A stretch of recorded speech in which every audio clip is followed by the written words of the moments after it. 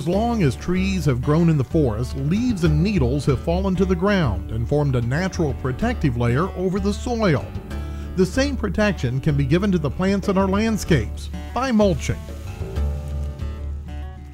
Mulching can make a big difference in the success of your landscape. Mulches prevent loss of water from the soil by evaporation. Mulches prevent soil splashing, which not only stops erosion but keeps soil-borne diseases from splashing up onto the plants. Mulches prevent crusting of the soil surface, thus improving the absorption and movement of water into the soil. And organic mulches can improve the soil structure itself. Simply put, mulching is one of the easiest and most beneficial practices you can use in the garden. But is one type of mulch better than another? How can you decide which mulch is best for you? Well, let's consider the properties of various mulches. Mulch can be classified as either organic or inorganic. Generally speaking, organic mulches are good at suppressing weeds, adding organic matter to the soil, but may attract some insects, and some types may require additional nitrogen for plant health. It will also need to be renewed annually to maintain appropriate depth.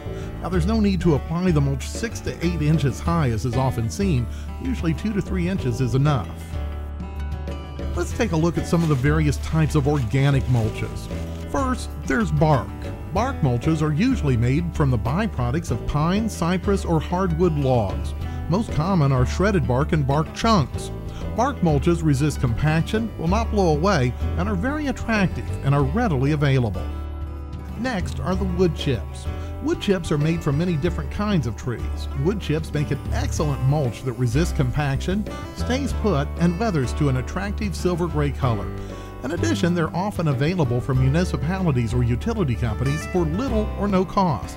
However, such bargain mulches may also contain seeds from trees and other plants that can sprout and create weed problems. Purchasing a mulch from a reputable dealer who has monitored the decomposition process to achieve a high quality of aged product will do a lot to ensure that your valuable plants will not be harmed. Next are leaves. Leaves that have been shredded with a composting mower are sometimes used as summer mulch, although they decompose very quickly. Whole leaves can be used instead, but they tend to mat together and block water movement into the soil.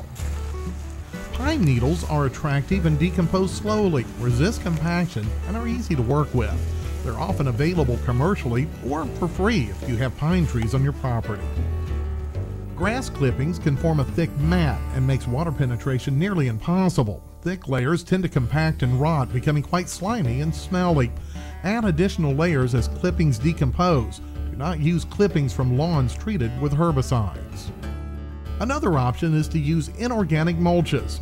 These have some advantages over the organic mulches, but also their share of disadvantages. Inorganic mulches do not attract pests, and they don't decompose nor rob the soil of nitrogen. However, they may not be suitable in perennial gardens where plants need space to expand and digging for dividing is frequent. Rock should not be used near acid-loving plants since it may change the soil pH. Light-colored stones may reflect a lot of heat, and neither type contributes to organic matter to the soil. When using rock or gravel and pebbles, think carefully and make sure you really want this type of mulch before putting it in place, because these mulches are more or less permanent. It's best to underlay these mulches with landscape fabric to reduce movement of the stones into the soil. These materials reflect solar radiation and can create a very hot landscape environment during the summer months. Many gravel and stone mulches are made from limestone and cannot be used around rhododendrons, mountain laurels, and other acid-loving plants. When leaves, twigs, and other debris fall into the coarse rock mulches, they're difficult to remove and can make the mulch considerably less attractive. They do not require annual replacement, however. Another type of inorganic mulch is geotextiles. These are fabric mulches of polypropylene or polyester. They work much as plastic does, but allow water and fertilizer to enter the soil. For the best weed suppression, choose closely woven geotextiles. These materials prevent the growth of most weeds and will allow normal water and oxygen exchange. Mulch is effective in flower beds, walking paths, gardens, and a must around newly planted trees and shrubs. Mulch should be applied at a proper depth in a wide ring, extending 3 to 6 feet out from the trunk. Some research suggests mulching should increase as the tree grows, an additional 2 feet of diameter for each inch of trunk diameter. As a minimum, the mulch layer should be maintained for at least 3 years. It's also wise to pull mulch away from the trunk about an inch or so. Mulching is a very important practice for establishing new plantings because it helps to conserve moisture in the root ball of the new plant. It increases the growth rate and the health of the tree, and it helps prevent tree trunk injuries by mowers and trimmers. Also, it helps decrease diseases that may be splashed from the soil up to the foliage. For best weed suppression in perennial borders, apply mulch in the early spring before the forsythia blooms. For best results, remove any existing weeds before applying the mulch. Mulching is really nature's idea, but one that should certainly be adapted to the landscape setting.